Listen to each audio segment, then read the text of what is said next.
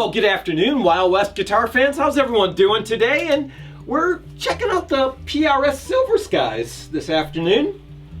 Looks like you've got one of the tungsten models, I believe, with the maple fretboard and neck.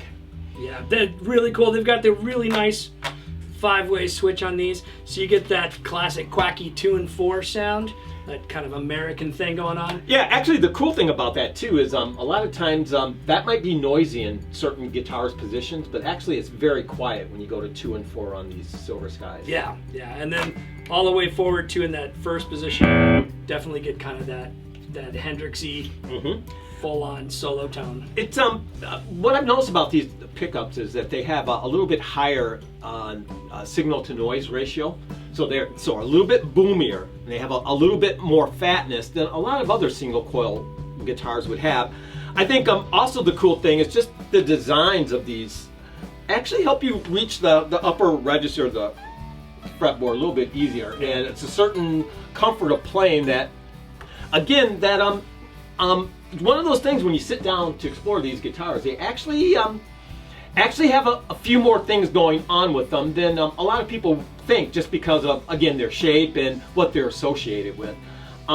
These are the guitars that Paul Reed Smith developed for John Mayer, and they were essentially the template or some of his mid-60s kind of what they would call the vintage Fender Stratocasters.